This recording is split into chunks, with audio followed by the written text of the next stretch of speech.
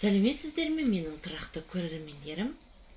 Менің видеомды соңына дейін міндетті түрде көріңіздер.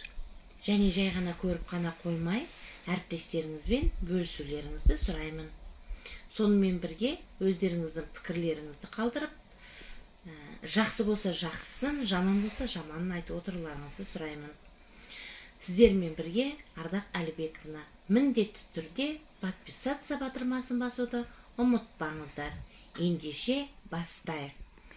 Бүгін мен сіздерге өзімнің осы мұғалімдік тәжірибемде шыбын деген әдісті көрсеткім келіп отыр. Оны мен өзім осыны шығарып алып, міне қаптап қойғанмын. Міне ешқандай да жыртылмайды.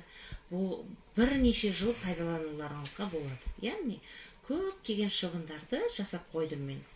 Бұл сіздердің, кешіріңіздер, қай сыныпқа жасаймын, қай сынып жас ерекшелігіне байланысты, бүкіл әсіресе орта буындағы сыныптарыңызға, оқушыларыңызға пайдалансаңыздар болады. Шыбында, мысал үшін, жаңағы сіз сөз таптарын қайталайсыз, жұрнақтарды қайталайсыз, фразеологизмдерді қайталайсыз, мақал мәтелдерді қайталайсыз. Кез келген тақырыпқа ыңғайластырып тапсырманы жасай бересіз де. Көп қып, мысалы, оны тақтаға былай жабыстырып қоясыз.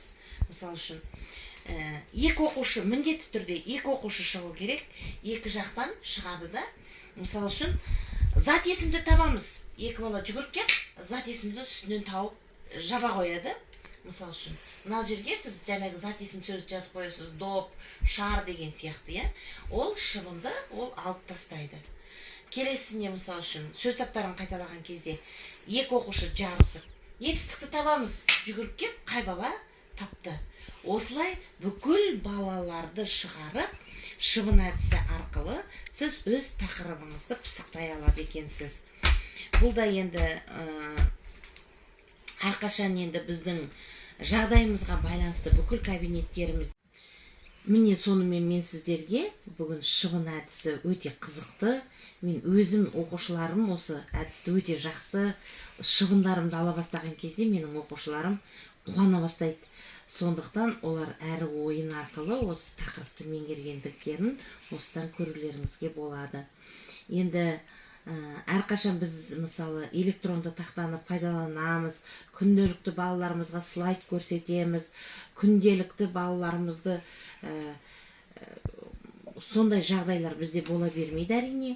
Мысал үшін, біз өзіміз қарапайым кабинеттерге кіріп қалған кезде осындай оқушыларымызды, осындай қарапайым жолмен де оқушыларымыздың сабақтарын жақсы оқуына себептерін тигіземіз, осындай әдіс тәсілдер арқылы.